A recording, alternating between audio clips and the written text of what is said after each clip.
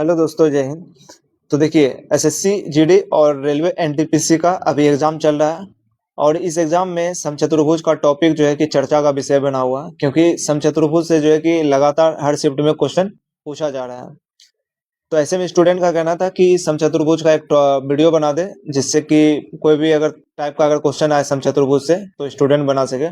तो मैं आपको इस वीडियो में सारा टाइप बता दूंगा जितना आपको जो है एग्जाम में पूछ सकता है। तो चलिए सबसे पहले देखते हैं। यहाँ पे देखिए कि हमने प्रॉपर्टीज लिखा है रोम्बस का, कि समचतुर्भुज का गुण क्या क्या होता है, ये समझिए। चारों भुजाएं जो समान लंबाई की होती है, यानी कि देखिए ये यहाँ पे ए और बी, ये सी और डी मान लीजिए। यानी कि कहने का मतलब ये हो गया कि जो ए बी का लंबाई होगा, बी सी का लंबाई होगा और सी डी का लंबाई होगा और ए डी का जो लंबाई होगा, ये सारा आपस में बराबर होता है।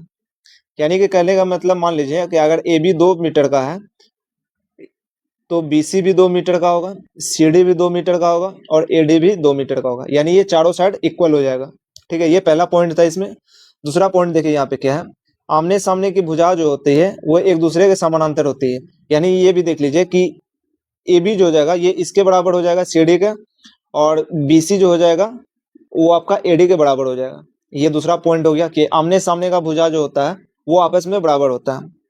तीसरा पॉइंट देख लीजिए यहाँ पे कि आमने सामने का कोण जो होता है ये बराबर होता है। कहने का मतलब यहाँ पे ये हो गया कि जैसे मान लीजिए एंगल डी जितना होगा उतना ही एंगल बी भी होगा, जितना एंगल ए होगा उतना ही एंगल जो है सी भी हो जाएगा।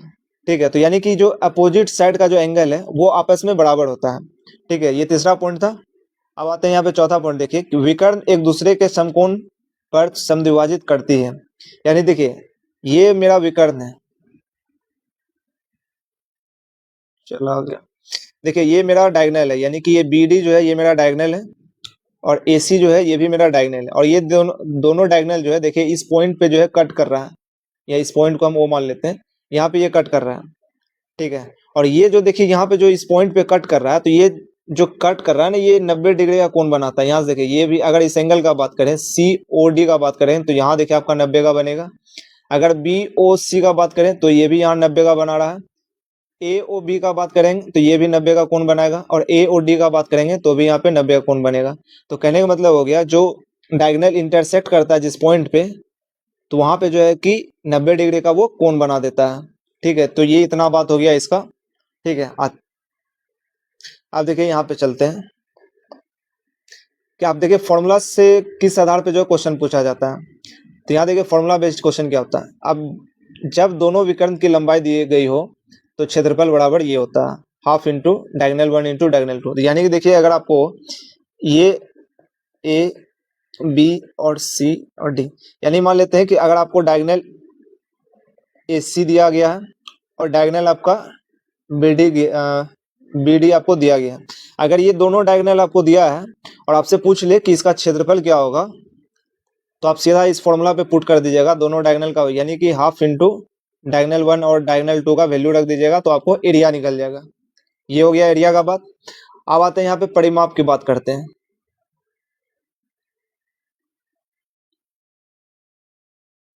देखिए परिमाप, पेरीमीटर, पेरीमीटर का मतलब होता है कि चारों साइड का लंबाई। ठीक है,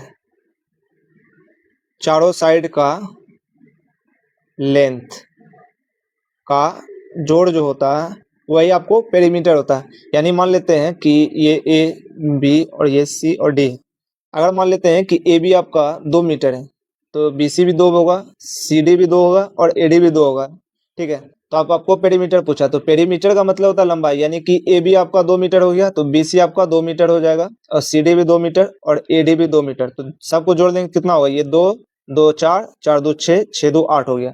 तो सीधा हम इसको जोड़ेंगे ना, तो सीधा क्या करेंगे कि यहाँ पे आपको एक साइड तो दिया हुआ है और इसको सीधा 4 से गुना कर देंगे, क्योंकि 4 साइड है तो इसलिए 4 से गुना कर देंगे तो आपको सीधा यहाँ पे 8 हो जाएगा। तो यानी कि जो पेरीमीटर हो जाएगा वो आपका 8 निकल जाएगा। तो जितना भी साइड है उस सारा साइड को जोड़ करके वही आपका पेरीमीटर बनता है। ये बात हो गया। अब आते हैं यहाँ पे अगला पॉइंट। अब देखिए अगला पॉइंट क्या है यहाँ पे, जब क्षेत्रफल और आधार की भुजा दिया गया हो तो हाइट जो हो जाएगा वो आपका क्षेत्रफल बटे आधार। यानी या फिर इसको ऐसे भी लिख सकते हैं आप कि एरिया जो बराबर हो जाएगा बेस इंटू हाइट हो जाएगा। ठीक है, ये फॉर्मूला हो जाएगा। तो यहाँ से ये हाइट भी निकाल सकते हैं, बेस भी निकाल सकते हैं, जो मतलब एक अगर दिया, एक दो दिया गया है तो तीसरा आपको निकालना है। ठीक है, तो यहाँ से ये निकाल लीजिएगा। अब देखिए डायगोनल पे आधारित जो प्रश्न आता है वो समझिए। देखिए यहाँ पे यदि एक विकर्ण D1 या फिर D2 और भुजा जो है एक की लंबाई दी गई हो, तो दूसरा विकर्ण निकालने के लिए जो क्या होगा तरीका। तो यहाँ पे देखिए हमने लिख दिया। जैसे यहाँ पे समझिए आपको ऐसे, ये A है, ये B है और ये C है और ये D है। ठीक है, तो ये मान लेते हैं ये जो आपका है, ये देखिए AC आपका एक डायगोनल है और यहाँ पे जो है कि BD आपका एक डायगोनल है। ठीक है, और अभी आपने पीछे बताया था कि ये जो इंटरसेक्ट पॉइंट है ये सभी कोण को जो है 90 डिग्री पे काटता है, ये भी आपको बात बता चुके हैं। तो यहाँ से देखिएगा अगर आप, तो हमने ये बताया था कि ये जो AC जो है ये मेरा डायगोनल 1 है। ठीक है, अच्छा ये बात होता है कि जो इंटरसेक्ट पॉइंट होता है वो डायगोनल को आधा आधा भाग में बांटता है। यानी कहने का मतलब ये हो गया कि ये OC जितना लंबाई का होगा उतना ही लंबाई का OA भी होगा। ठीक है, और OB जितना लंबाई का होगा OD भी उतना ही लंबाई का होगा। यानी कि जितना डायगोनल होता है ना उसका आधा जो है ये हो जाएगा, और या फिर ये हो जाएगा, या फिर OC हो जाएगा, या फिर OA हो जाएगा। यानी आधा आधा भाग में बांट देता है। अगर मान लेते हैं कि जैसे डायगोनल 1 जो है आपका, ये मान लेते हैं कि 20 डिग्री का 20 मीटर है, तो यानी OC जो हो जाएगा, ये OC आपका 10 मीटर और OA आपका जो है ये भी 10 मीटर हो जाएगा। अगर डायगोनल मान लेते हैं कि आपका ये 30 मीटर का है, तो OD जो होगा ये आपका 15 मीटर का हो जाएगा, और OB जो हो जाएगा ये भी आपका 15 मीटर का होगा। कहने का मतलब ये हो गया कि आधा पार्ट में इसको बांट देता है। जितना भी डायगोनल होता है ये इंटरसेक्ट पॉइंट जो है दोनों डायगोनल को जो है आधा आधा में बांट देता है। अब ऐसे में क्या होता है,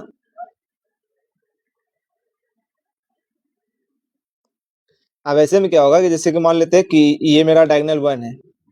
ठीक है, तो इसका आधा कितना हो जाएगा, तो आप ये बोल सकते हैं कि ये मेरा D1/2 हो जाएगा। डायगोनल, ये पूरा डायगोनल 1 है, तो इतना को तो आपका जो डायगोनल का ये आधा ही होगा ना।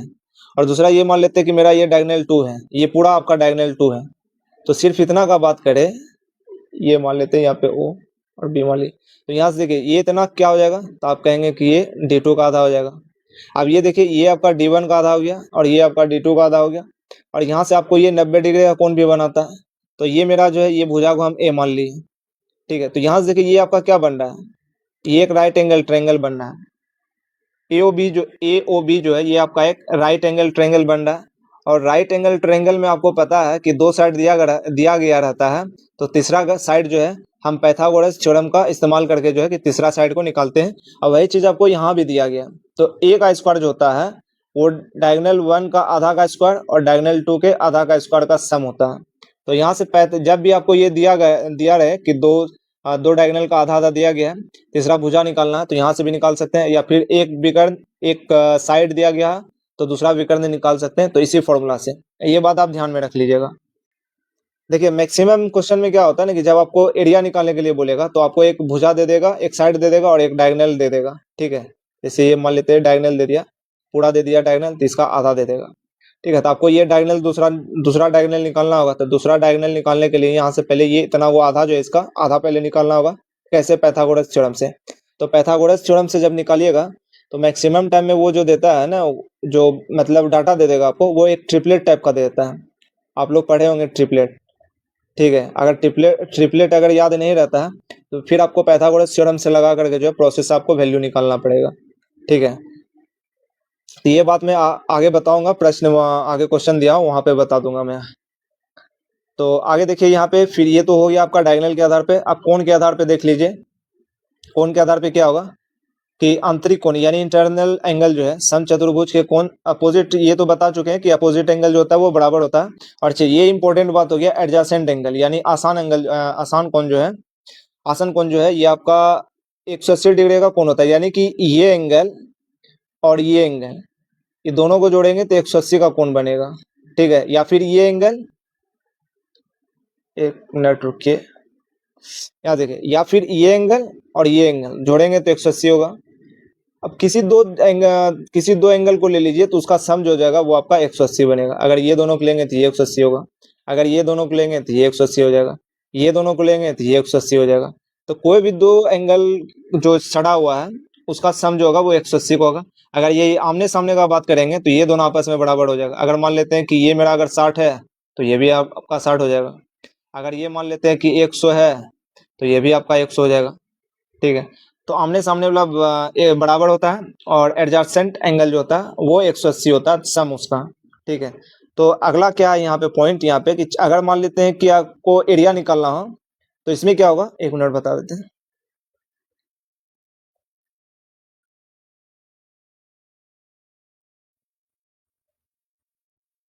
देखिए अगर मान लेते हैं कि अगर आपको एरिया निकालना है तो आपको एक साइड दिया रहेगा, ये मान लेते हैं कि आपको साइड दिया गया है, और एक कोण दिया रहेगा, एक मान लेते हैं कि आपका ये एंगल दिया गया है, और आपको पूछेगा एरिया बताइए क्या होगा। तो यहाँ पे हमने देखिए क्या लिखा है एरिया, आपको एरिया का स्क्वायर, साइड का स्क्वायर करना है, और यहाँ पे साइन में आपको एंगल लिख लेना है, जो भी आपको एंगल दिया रहेगा। ठीक है, एक एंगल दिया रहेगा और एक साइड दिया रहेगा, तब भी आप जो है कि उस समचतुर्भुज का एरिया बता सकते हैं इस ये फॉर्मूला लगा करके, एरिया बराबर A square into sine sine X degree. ठीक है, इसके आधार पे आप बना सकते हैं, बता सकते हैं एरिया क्या होगा। हमने क्वेश्चन दिया है वो आप आगे देख लीजिएगा, आपको प्रैक्टिस करवा देते हैं।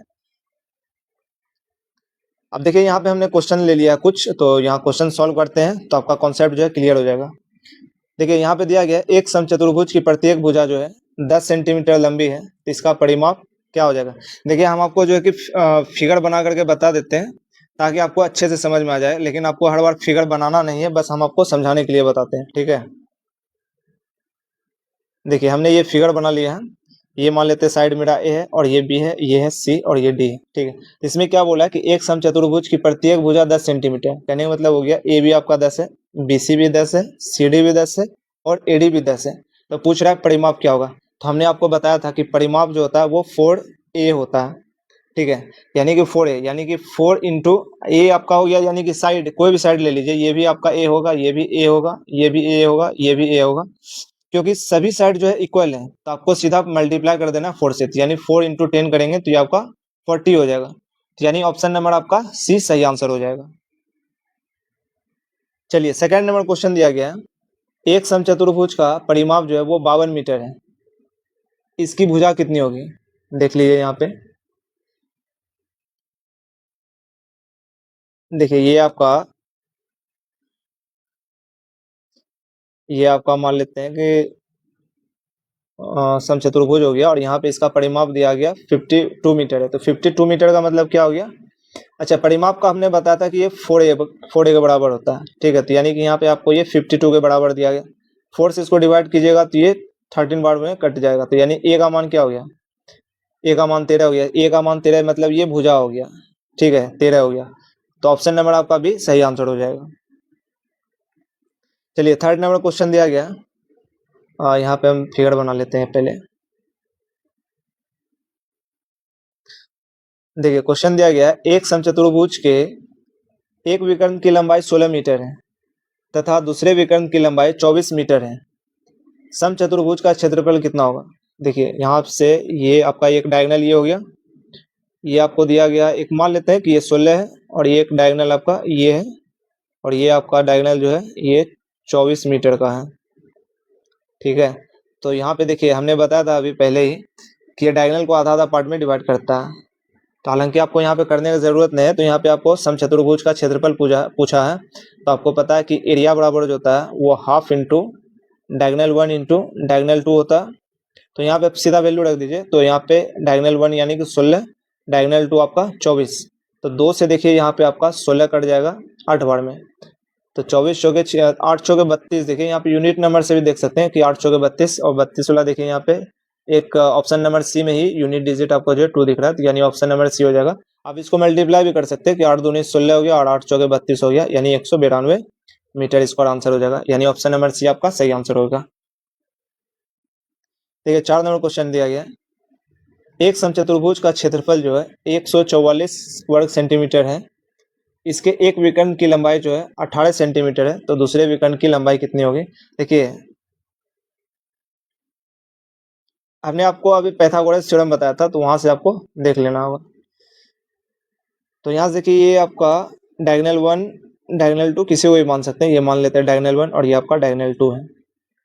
तो एरिया है इसका, एरिया जो आपको 144 सेंटीमीटर, यानी कि half into diagonal 1 into diagonal 2 होता है। तो एरिया आपको 144 मीटर स्क्वायर दिया गया, सेंटीमीटर स्क्वायर दिया गया, ये हाफ इंटू। अच्छा डायगनल 1 देखिए, एक विकर्ण की लंबाई जो 18 है, तो यहाँ पे आप 18 लिख लीजिए। दूसरे विकर्ण की लंबाई पूछा है कितना होगा, तो दूसरे विकर्ण की लंबाई तो आपको बताना है, तो D2 लिख दिए यहाँ पे।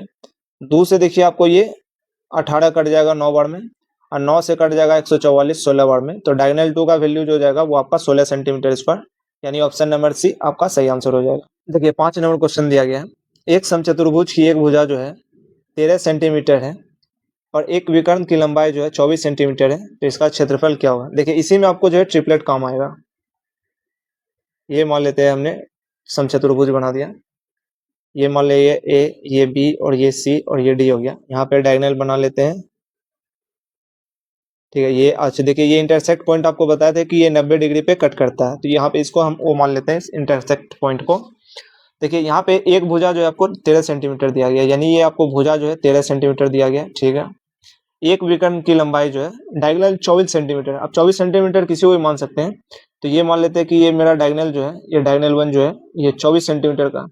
अच्छा 24 सेंटीमीटर का मतलब हो गया क्या है ना, कि ये आधा आधा कर दें कितना हो जाएगा, ये आप ये ओसी जो होगा आपका 12 हो जाएगा, और ओ ए जो हो जाएगा ये भी आपका 12 हो जाएगा, ठीक है। अच्छा यहाँ से आप देख लीजिए triangle, triangle A O B में बात कीजिए, ठीक है। तो यहाँ से आपका ए ओ और बी, ओ पे देखिए आपका 90 डिग्री का कोण बनना है, तो देखिए ये आपका पाइथागोरस थ्योरम लगेगा ना, ये एक राइट, क्योंकि देखिए ये एक राइट एंगल ट्रायंगल हो गया, तो यहाँ पे पाइथागोरस थ्योरम लगा करके आप साइड निकाल सकते हैं। तो यहाँ देखिए आपको ये ए बी जो है आपको 13 सेंटीमीटर दिया गया है, ठीक है, और ओ ए जो है ये आपको 12 सेंटीमीटर दिया गया। तो आप पाइथागोरस थ्योरम लगा करके आप ओ बी निकाल सकते हैं, ठीक है। तो यहाँ से देखिए अगर आप पाइथागोरस थ्योरम लगाइएगा तो आप निकाल सकते हैं, यहाँ पे ये आपका जो है 5 निकलेगा, ठीक है। तो आप बताइए कि जब ओ बी आपका 5 निकल गया, तो यहाँ पे देखिए ओ बी, ये आपका ओ बी 5 निकल गया, तो जब ओ बी 5 है तो ओ डी भी आपका 5 हो जाएगा, क्योंकि ये दोनों इक्वल होता है, ठीक है। तो ये आपका 5 5 10 हो गया, तो यानी डायगोनल 2 कितना हो जाएगा आपका टोटल, ये 10 हो जाएगा। तब आपको एरिया पूछा था, एरिया का मतलब क्या हो गया, half into diagonal 1 into diagonal 2, तो ये हाफ हो जाएगा। डायगोनल 1 आपका जो है 24 सेंटीमीटर है और डायगोनल 2 आपका 10 सेंटीमीटर है, तो 2 से 24 कट जाएगा आपका 12 बार में, अब 12 गुना 10 करेंगे तो ये आपका 120 हो जाएगा, यानी ऑप्शन नंबर सी आपका सही आंसर हो जाएगा।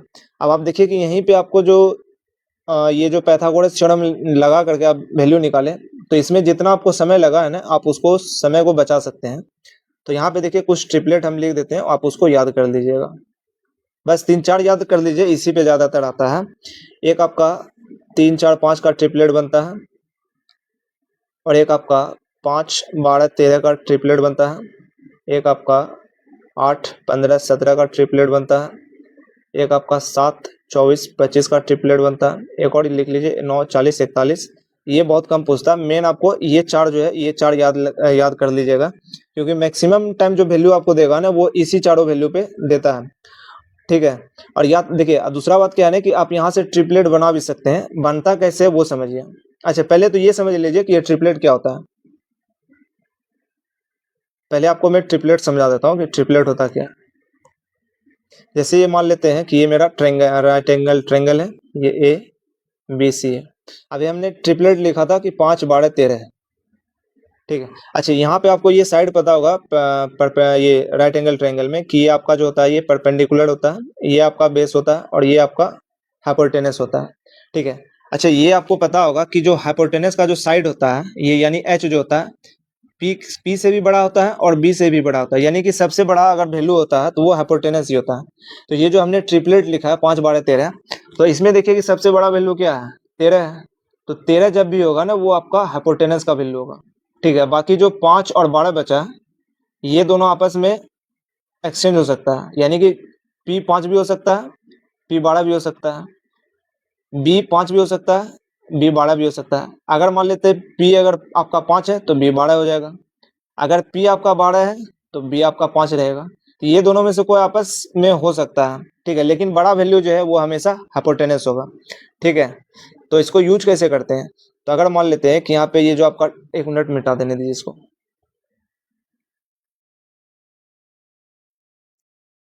यहाँ देखिए ये हमने ट्रायंगल बना लिया। अगर तो यहाँ पे हमने 5 12 13 लिखा था, तो कहने का मतलब हो गया कि ये वैल्यू आपका बड़ा बड़ा होगा, ठीक है। और एक वैल्यू और मान लेते हैं कि यहाँ पे ए बी आपको 5 दे दिया। अब आपको पूछेगा कि बी सी का वैल्यू बताइए क्या होगा, तो आप पाइथागोरस थ्योरम लगा करके प्रोसेस से निकालिएगा। लेकिन अगर आपको ट्रिपलेट याद रहेगा कि 5 12 13, तो 5 12 13 का मतलब क्या होगा कि ये तीनों नंबर साथ में आता है। साथ में आने का मतलब क्या हो गया, अगर एक साइड आपको 5 दिया गया और दूसरा साइड आपको 13 है, तो तीसरा साइड आपको पता होगा कि ये 12 ही होगा, क्योंकि ये ट्रिपलेट बनता है 5 12 13 का, ठीक है। उसी तरह से अगर मान लेते हैं कि यहाँ पे ये आपका ट्रायंगल दिया गया है, ये ए और ये बी और ये सी है, और अभी हमने 7 24 25 बताया था, ठीक है। और हमने यहाँ बोल दिया ये एक साइड आपका जो है यहाँ पे 7 है और ये आपका 24 है, तो फिर आप जो है कि आप 24 का स्क्वायर कीजिएगा, फिर 7 का स्क्वायर कीजिएगा, फिर जोड़िएगा, फिर रूट निकालिएगा, तब जाके आपका साइड निकलेगा। लेकिन ये अगर आपको ट्रिपलेट याद रहेगा तो आपको पता है कि 7 24 25 होता है, तो आपको पता है कि 7 और 24 के साथ में 25 ही होता है, तो यानी हाइपोटेनस जो निकलेगा वो आपका 25 ही होगा। और देखिए कि ये तीनों में बड़ा वैल्यू भी जो है 25 ही है, ठीक है। तो ट्रिपलेट यहाँ पे ऐसे ही काम करता है, ठीक है। तो वो 3 4 जो ट्रिपलेट 4 5 हमने ट्रिपलेट जो लिखाया था, आप उसको याद कर लीजिए बढ़िया से। और ये बनता कैसे वो भी समझ लीजिए। जैसे आप मान लेते हैं कि आपका 3 4 5 है, ठीक है। एक ट्रिपलेट तो ये होता है, आप इसी ट्रिपलेट को आप 2 से गुना कर दीजिए तो कितना हो जाएगा, 3 दूना 6, 4 दूनी 8, 5 दूनी 10। एक ट्रिपलेट आपका 6 8 10 का भी बन जाएगा, ठीक है। और बनाना है तो फिर इसी को जो है आप 3 से भी गुना कर दीजिए, तो जितना से गुना कीजिएगा वो आपका ट्रिपलेट बनेगा। नहीं तो आप निकाल करके चेक कर लीजिएगा पाइथागोरस थ्योरम से, ठीक है, तब आपको जो है सेटिस्फाई हो जाएगा। तो यहाँ देखिए 3 से करेंगे तो ये 9, ये 12 और ये 15, ये भी आपका ट्रिपलेट है। यानी अगर दो साइड 9 12 दिया गया तो तीसरा साइड जो आपका 15 ही होगा। इसी तरह से जो है कि आप मल्टीपल टाइम्स जो है कि किसी भी नंबर से मल्टीप्लाई कर सकते हैं। अगर आप 10 से मल्टीप्लाई कीजिएगा तो ये आपका 30 40 और ये 50, ये भी आपका ट्रिपलेट है। तो ऐसे करके आप किसी भी नंबर के साथ बना सकते हैं, ठीक है। चलिए आगे बढ़ते हैं। देखिए 6 नंबर क्वेश्चन दिया गया है, एक समचतुर्भुज का परिमाप जो है 68 मीटर है तथा छोटे विकर्ण की लंबाई जो है 16 मीटर है। इसके बड़े विकर्ण की लंबाई कितनी है और इसका क्षेत्रफल जो है कितना होगा। देखिए यहाँ हमने ये पाइथागोरस थ्योरम बना ये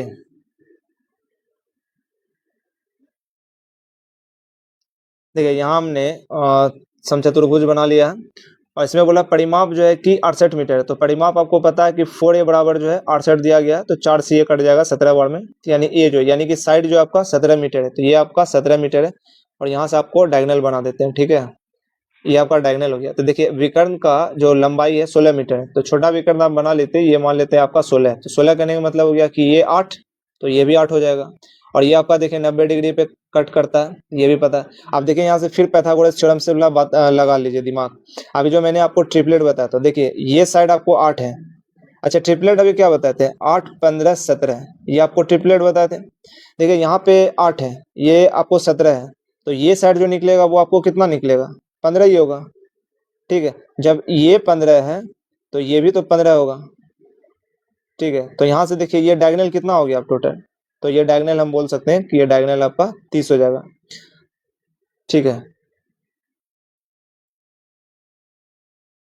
और यहाँ से अब देखिए यहाँ पे ये डायगोनल निकल गया, ये भी डायगोनल निकल गया, तो एरिया बताइए क्या होता है। एरिया बराबर पता है कि half into diagonal 1 into diagonal 2 होता है। तो यहाँ से हो जाएगा हाफ इंटू डायगोनल 1 आपका एक 16 है और एक आपका 30 है। तो यहाँ से 2 से 16 कट जाएगा 8 बार में, तो 8 गुना 30 करेंगे तो ये आपका 240 हो जाएगा। तो डायगोनल आपका 30 और एरिया आपका 240 हो जाएगा।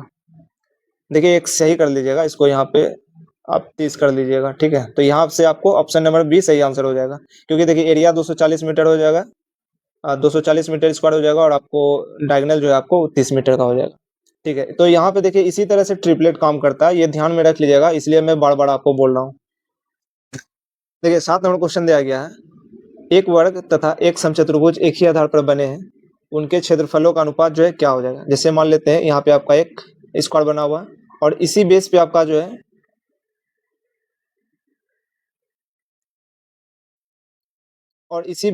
है एक रोम्बस बना हुआ है, तो इसका क्षेत्रफल का अनुपात क्या हो जाएगा। देखिए इसका क्षेत्रफल का अनुपात जो होगा वो हमेशा 1 से बड़ा होगा, ठीक है।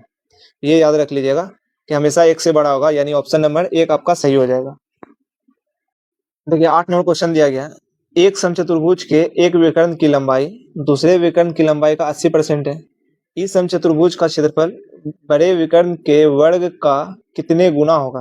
देखिए पहले आप इतना वो बात समझ लीजिए कि डायगोनल 1 डायगोनल 2 लिख लिए, तो यहाँ पे बोला एक विकर्ण की जो लंबाई है ना, दूसरे विकर्ण की लंबाई का 80% है। अगर मान लेते हैं कि दूसरा विकर्ण अगर मेरा 10 है, तो मेरा पहला विकर्ण कितना हो जाएगा, 10 का 80% निकालेंगे तो 8 हो जाएगा। तो ये मान लो आप ये मान लीजिए कि डायगोनल 1 आपका 8 है और डायगोनल 2 आपका 10, ये वैल्यू दिया गया। अब बताइए आपको इसका एरिया निकालना है, तो एरिया आपको पता है क्या होता है, हाफ इंटू D1 यानी 8 और D2 10। तो यहाँ से 2 से 8 कट जाएगा 4 बार में, तो यहाँ से 10 हो गया 40 हो गया, यानी एरिया जो है आपका 40 हो जाएगा। ठीक है, अब क्या बोला है यहाँ समझिए कि इस समचतुर्भुज के क्षेत्रफल ये जो क्षेत्रफल एरिया आया है, बड़े विकर्ण के वर्ग, बड़ा विकर्ण कितना था मेरा, ये देखिए 10 ही है ना, ये 8 है ये 10 है, तो बड़ा कौन सा हुआ, बड़ा विकर्ण तो ये 10 ही हुआ। तो 10 का स्क्वायर कितना हो जाएगा, तो 10 का स्क्वायर करेंगे तो ये आपका 100 हो जाएगा। ठीक है, तो यहाँ बोला है कि बड़े विकर्ण का वर्ग, तो 100 हो गया। 100 का कितना गुना होगा, यानी ये जो आपका एरिया जो है 100 का कितना गुना है, तो आप 100 का कितना गुना होगा, देखिए यहाँ से आपका इसका 2/5 कर दीजिए तो कितना हो जाएगा आपका 40 निकल जाएगा ना। नहीं तो आप सीधा ये कर लीजिए कि 40 का जो है 100 से निकाल लीजिए कितना होता है, तो ये आपका 2/5 हो जाएगा। यानी बड़े विकर्ण के वर्ग का जो है 2/5 आपका एरिया है। तो यानी ऑप्शन नंबर आपका भी सही आंसर हो जाएगा। चलिए 9 नंबर, ये लास्ट क्वेश्चन है। ठीक है, यदि एक समचतुर्भुज का भुजा 12 सेंटीमीटर हो और एक कोण 60 डिग्री का हो, तो इस समचतुर्भुज का क्षेत्रफल कितना होगा। देखिए हमने आपको ये फॉर्मूला बताया था। ये मान लेते हैं कि मेरा रोम्बस है, समचतुर्भुज है, और ये साइड जो है आपका 12 दिया गया है और इसका एक कोण जो है 60 डिग्री दिया गया है। ये मान लेते हैं कि आपका ये 60 डिग्री दिया गया है, तो आपको एरिया बताना है। तो हमने फॉर्मूला लिखा था, एरिया बराबर भुजा का स्क्वायर गुणा में साइन x डिग्री। तो भुजा आपका जो है कि 12 है, तो 12 का स्क्वायर कर लीजिएगा गुणा में साइन x, यानी साइन x का मतलब हो गया साइन 60 डिग्री। तो 12 का स्क्वायर कीजिएगा 144 हो जाएगा, गुना साइन 60 का वैल्यू जो होता है ये आपका √3/2 होता है। 2 से ये 144 कट जाएगा आपका 72 बार में, यानी एरिया जो हो जाएगा वो आपका 72√3 हो जाएगा। यानी ऑप्शन नंबर आपका सी सही आंसर हो जाएगा।